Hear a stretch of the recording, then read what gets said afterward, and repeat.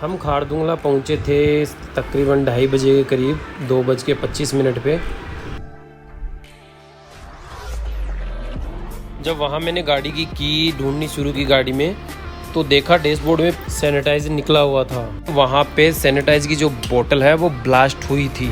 वजह ये था कि जब हम टॉप पे जा रहे थे, हाई पे जा रहे थे, हाइट पे जैसे ही जा रहे थे, वहाँ पे क्या हो रहा था कि हमारी जितनी भी फेस वॉश था या कोई बोतल थी, उनमें हवा भर रही थी, अपने आप ऑटोमेटिकली हवा भर रही थी, जिस वजह से वो फट रही थी, फूट रही थी, ब्लास्ट हो रहा था। वैसे ही सैनिटाइज़र में हुआ। एक्चुअल में हुआ क्या कि सैनिटाइज़र में हवा बहुत ज़्यादा भर चुकी थी।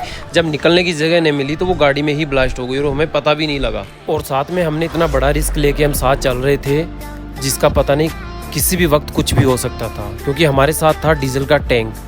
हमने 20 लीटर की डीजल का टैंक जो है वो एक्स्ट्रा में हमने कैरी किया हुआ था अपनी गाड़ी के साथ, जो हम साथ में लेके चल रहे थे। और वहाँ हमने जाके देखा, जैसे ही हमारी सैनिटाइज़र की बोतल ब्लास्ट हुई, वैसे ही किसी का दिमाग काम किया और उसने बोला कि डीजल के टैंक में भी हवा भर रही है। वैसे ही हमने क्या किया कि डीजल के टैंक को नीचे उतार के और उसको ओपन किया, तो इतनी तेज़ उसमें से हवा निकली कि थोड़े टाइम अगर वो रह जाता तो वो भी ब्लास्ट हो सकता था। हमने गैस का सिलेंडर भी कैरी किया हुआ था, अगर वो ब्लास्ट होता तो आप सोच लीजिए कि क्या हो सकता था।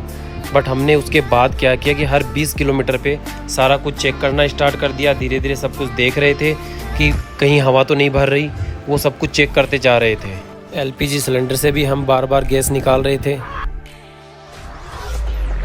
तो गाइस, कहने का मतलब यही है कि ऐसी चीज़ें अगर आप कैरी करते हो तो इन चीज़ों का स्पेशल ध्यान रखें, क्योंकि किसी भी वक्त वहाँ पे कुछ भी हो सकता है। क्योंकि जितनी हाइट पे हम जाएंगे वैसे वैसे हमारे इन चीज़ों में हवा बढ़ती जाएगी और हमें कुछ पता भी नहीं लगेगा।